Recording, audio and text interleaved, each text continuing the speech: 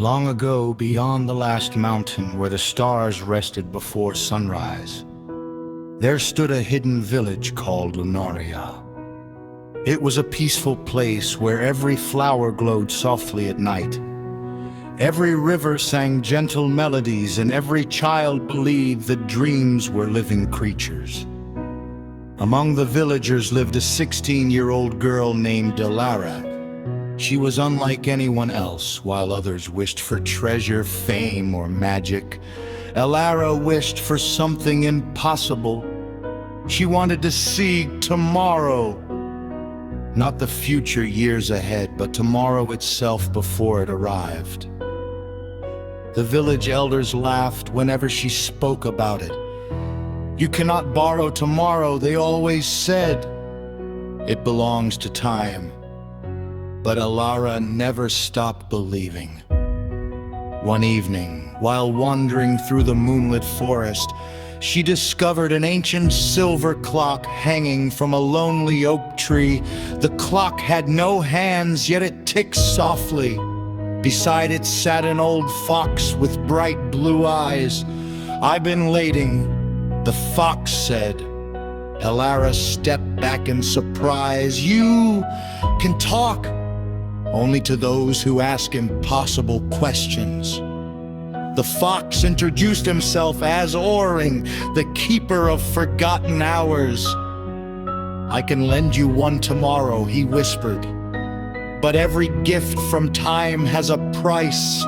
Elara nodded without hesitation. "I accept." The fox smiled sadly. "You haven't asked the price?" "I don't care." That, Orin replied, is exactly why time worries about humans. The next morning never came. Instead, Elara woke inside tomorrow. Everything looked familiar, yet different. The flowers had already bloomed. The baker had already baked today's bread. Children laughed about jokes she had not heard. Everyone knew things she did not. She had skipped an entire day. It felt magical. She watched people preparing for a festival. A beautiful silver lantern was being raised in the village square. An old woman cried tears of joy. "What happened?" Elara asked. "My grandson returned safely," the woman replied. Elara smiled. Tomorrow seemed wonderful. At sunset, Orin appeared again. "Your borrowed tomorrow is over." The world shimmered. Everything faded suddenly. Elara was back in yesterday. The festival hadn't happened. The lantern wasn't built. The grandson hadn't returned. Everything she had seen was still waiting to happen. She knew tomorrow, but no one believed her. The next day, Elara warned everyone.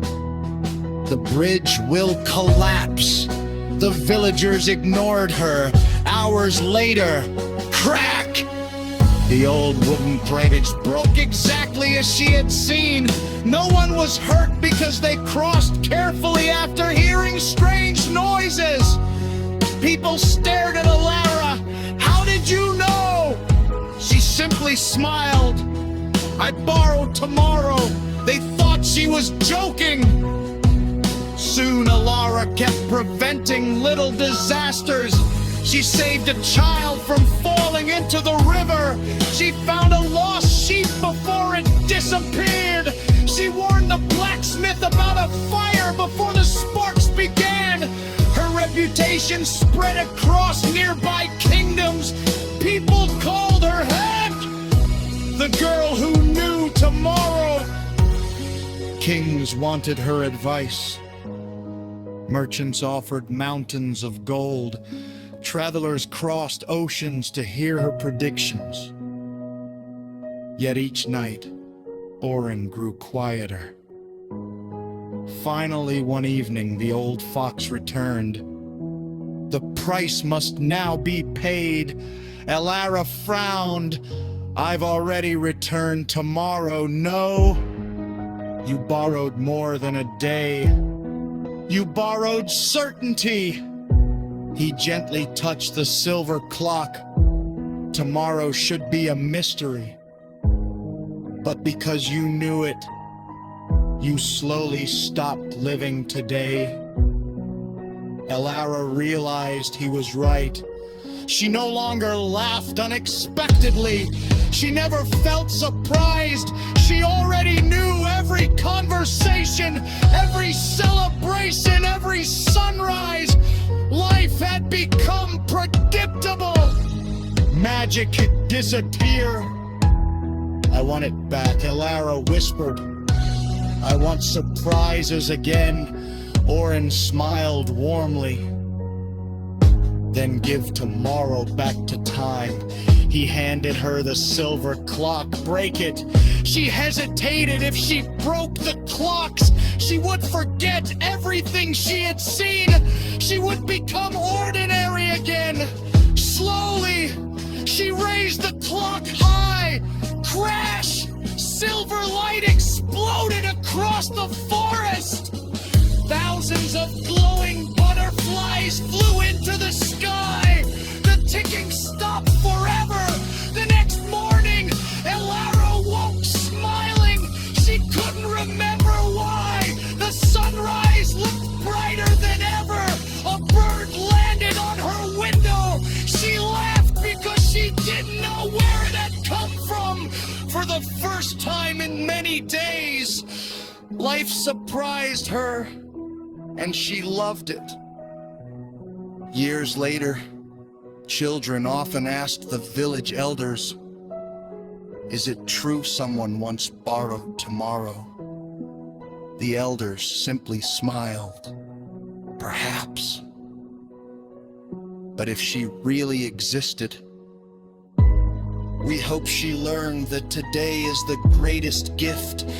Deep inside the moonlit forest, beneath the ancient oak tree, a single silver butterfly still rested every dawn. Some believed it was only a butterfly. Others believed it was Orin.